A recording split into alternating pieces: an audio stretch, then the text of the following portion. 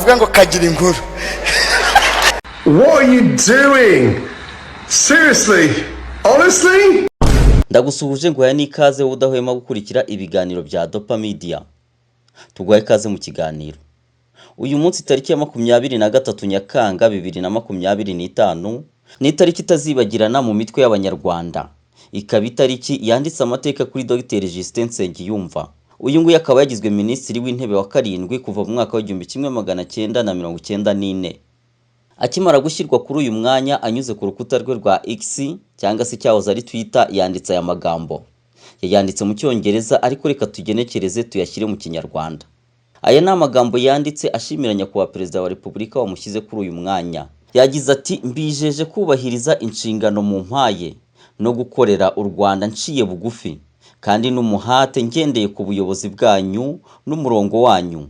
Nshimiye byimazeyo inshingano mwampaye kandi zakomeza gukora nshizeho umutima kugira ngo dushyire mu bikorwa ibyihutirwa biganisha ku iterambere ry'igihugu cyacu mu budahemuka ndetse no mu mucyo. Nzatanga imbaraga zanjye zose kugira ngo mbafashe kugera ku cyerekezo cyiza cy'igihugu cyacu. Ayo ni amagambo yanditswe na Dr. Justin Nsengiyumva ubwo yari amaze kugirwa minisitiri w'intebe. Ese bigenda bite iyo minisitiri w'intebe avuyeho? Muri guverinoma haziziye mpinduka. Reka tubanze duce mu mateka makeya ya Dr. Justin Nsengiyumva. Dr. Justin Nsengiyumva yarasanzwe ari vice guverineri wa Banki Nkuru y'Igihugu. Umwanya yagiyeho ku itariki ya 25 Gashyantare mu mwaka wa 2025. Bivuze ko yarawumazeho amezi make. Yasimbuye Dr. Edouard Ngirente wari uri kuri izi nshingano kuva mu mwaka wa 2017. Mbere yaho yabaye umunyamabanga uhoraho muri Minisiteri y'Uburezi kugeza mu mwaka wa 2008. Mbere yaho yari umunyamabanga uhoraho muri Minisiteri y'Ubucuruzi n'Inganda. Afite impamyabumenyi y'ikirenga yakuye muri Kaminuza ya Leicester. Minisitiri w'Intebe mushyashya afite ubunararibonye mu bijyanye n'ubukungu. Yakoze imirimo ijyanye no guteza imbere za politike, amategeko ajyanye n'ubukungu ndetse n'ibindi bijyanye nabyo. Mbere yo kuba vice guverineri wa Banki Nkuru y'Igihugu, yakoze mu Bwongereza aho yari umujyanama mukuru mu by'ubukungu. Muri guverinoma y'Ubwongereza mu biro bishinzwe imihanda na gari ya moshi, ibizwi nka Office of Rail and Road. Yakoze kandi nk'ushinzwe ubukungu mu ishami rishinzwe abakozi n'izabukuru muri guverinoma y'Ubwongereza kuva muri Mata mu mwaka wa 2014 kugeza muri Mata mu mwaka wa 2016. Yabaye kandi umunyamabanga uhoraho muri Minisiteri y'Uburezi hagati ya Werurwe mu mwaka wa 2008 no Gushyingo mu mwaka wa 2008. Yabaye ndetse n'umunyamabanga uhoraho muri Minisiteri y'Inganda n'Ubucuruzi hagati ya Kamena mu mwaka wa 2005 na Werurwe mu mwaka wa 2008. Yakoze kandi nk'ushinzwe gahunda n'ubushakashatsi muri Refugee Action hagati ya Kamena mu mwaka wa 2009 no mu Kuboza mu mwaka wa 2013. Afite impamyabumenyi y'ikirenga yakuye muri Kaminuza ya Leicester. Minisitiri w'Intebe mushyashya afite ubunararibonye mu bijyanye n'ubukungu. Yakoze imirimo ijyanye no guteza imbere za politike, amategeko ajyanye n'ubukungu ndetse n'ibindi bijyanye nabyo. Mbere yo kuba vice guverineri wa Banki Nkuru y'Igihugu, yakoze mu Bwongereza aho yari umujyanama mukuru mu by'ubukungu. Afite impamyabushobozi y'ikirenga mu bukungu yakuye muri Kaminuza ya Leicester hagati y'umwaka wa 2011 na 2015. Afite kandi masters mu bijyanye n'inganda. Afite kandi masters mu bijyanye n'ingamba z'ubukungu n'imicungire yabwo. Yakuye muri Kaminuza ya Nairobi. N'impamyabumenyi y'ikiciro cya kabiri cya kaminuza mu bucuruzi yakuye muri Kaminuza ya Catholic University of East Africa. Ntabwo isi yigeze iba umudugudu aho umuntu ashobora kuba hashaka byoroshye nk'uyu munsi. Umva iyi nkuru. Ku isi hari abantu miliyoni 130 bavuga Ikidage. Ntabwo bitangaje kubera ko Ubudage buri mu bihugu bya mbere bikize ku isi, kikaba igihugu cyuzuye amahirwe y'imibereho kuri bose mu nzego zirimo za tekinike, ubuvuzi, kwakira no kwita ku bantu, uburezi butangwa ku buntu ku bantu biga mu Kidage n'andi mahirwe atagira ingano. Wowe ntabwo uri muri aba bantu bavuga Ikidage kubera ko utaramenya Der Sprachenhub. Ukutamenya kwawe kurangiriye aha. Der Sprachenhub ni German Language Academy, ishuri ryigisha ururimi rw'Ikidage mu buryo bugezweho hakoreshejwe ikoranabuhanga. Kubifuza kujya gukora, kwimenyereza cyangwa se kwitoza umurimo, gutura cyangwa se gutembera mu bihugu bikoresha ururimi rw'Ikidage, kuminuza, cyane ko abiga mu rurimi rw'ikidage bigira ubuntu mu Budage. Bigisha ikidage mu byiciro bitandukanye. Amasomo atangwa mu gitondo, nyuma ya saa sita, nimugoroba no muri weekend. Aya masomo kandi atangirwa no kuri internet cyangwa online, aho ushobora kwiga igihe icyo ari cyo cyose, aho uri hose. Nta bantu nzi bigisha ururimi rw'amahanga vuba kandi neza nko muri Der Sprachenhub. Bafite gahunda zitandukanye zifasha ababyifuza kujya kwiga no gukorera mu Budage, hibandwa cyane ku kwiga imyuga ikenewe cyane ku isoko ry'umurimo mu Budage no mu bindi bihugu bikoresha ururimi rw'ikidage nk'Ubusuwisi, Autriche, Luxembourg n'ibindi. Iri shuri rikorera mu mujyi wa Kigali i Nyarugenge downtown hafi na hoteli Okapi na New Impala. Rigakorera mu nyubako nshyashya ya Delta House kuri etage ya 5. Ni ku muhanda nimero KN97 Street 9. Hamagara 07 90 13 98 22. Isi ntabwo ari itera imbere, nimwe muyiteza imbere. Der Sprachenhub.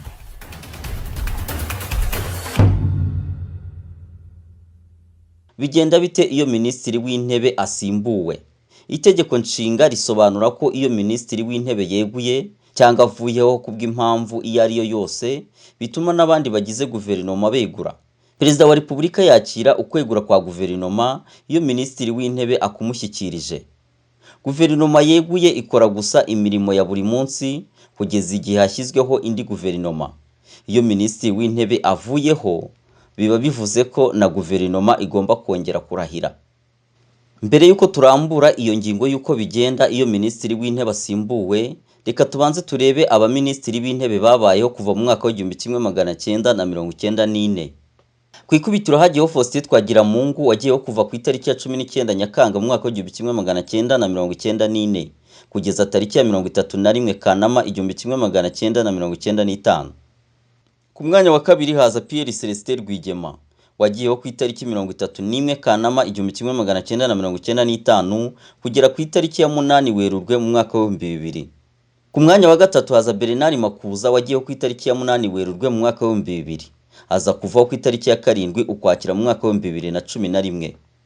Bivuze ko yamazeho imyaka 11 wose. Ku mwanya wa kane haza Pierre Damien Habumuremyi wagiyeho ku itariki ya 7 Ukwakira mu mwaka wa 2011, akaza kuvaho ku itariki ya 23 Nyakanga mu mwaka wa 2014. Bivuze ko uyu mwanya yawumazeho imyaka 3. Anastase Murekezi niwe uza ku mwanya wa 5. Yagiye kuri uno mwanya ku itariki ya 23 Nyakanga mu mwaka wa 2014. Aza kuvaho ku itariki ya 30 Kanama mu mwaka wa 2017. Bivuze ko uyu mwanya nawe yawumazeho imyaka 3 gusa. Ku mwanya wa 6 ubwo hariho Dr. Edouard Ngirente wagiye kuri uyu mwanya ku itariki ya 30 Kanama mu mwaka wa 2017, akaba yavuyeho uyu munsi ku itariki ya 23 Nyakanga mu mwaka wa 2025. Bivuze ko uyu mwanya yarawumazeho imyaka 7. Ku mwanya wa 7 ubwo ari uyu munsi hagiyeho Dr. Justin Nsengiyumva ugiyeho kuri ino tariki ya 23 Nyakanga mu mwaka wa 2025. Ubu ni uri kuramutswa uyu mwanya. Amateka ye twayabonye, noneho reka turebe ikigiye gukurikiraho muri guverinoma. Kubera ko minisitiri w'intebe waruriho yamaze gusimburwa, turebe impinduka zigiye kuba muri guverinoma. Uyu munsi mu bitangazamakuru bigiye bitandukanye yaba ibyo mu Rwanda ndetse n'ibyo hanze, ingingo igezweho ni minisitiri w'intebe mushya Dr. Justin Nsengiyumva. Uyu yaje asimbuye Dr. Edouard Ngirente wari umaze imyaka 7 ndetse n'amezi 10 ari kuri uyu mwanya.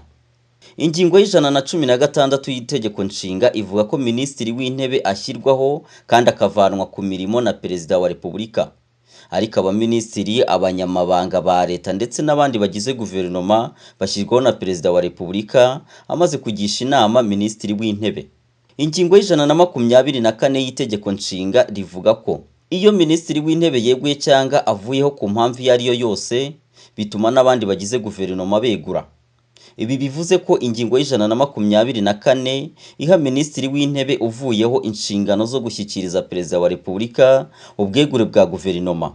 Gusa abagize guverinoma bakomeza gukora inshingano zimwe na zimwe zisanzwe, ariko hari ibyemezo baba batemerewe gufata. Iyo ubwegure bwa guverinoma bumaze gushyikirizwa umukuru w'igihugu, perezida wa Repubulika aba agomba gushyiraho guverinoma.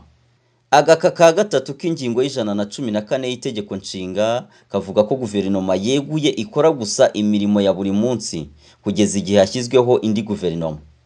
Amategeko ateganya ko Perezida wa Repubulika agiriwe inama na Minisitiri w'Intebe ashyiraho guverinoma yubahirije ihame ryo gusaranganya ubutegetsi, gukurikiza imyanya imitwe ya politike yabonye mu matora y'inteko ishinga amategeko ndetse no kureba ababifitiye ubushobozi. Iyo Minisitiri w'Intebe amaze kurahira, abaminisitiri bagize guverinoma nabo bararahira. Bishoboka ko abari abaminisitiri muri guverinoma yayiyobowe na Dr. Edouard Ngirente wakuwe mu nshingano bagumaho cyangwa se hakinjiramo abashyashya, ariko bose bongera kurahirira inshingano nshyashya.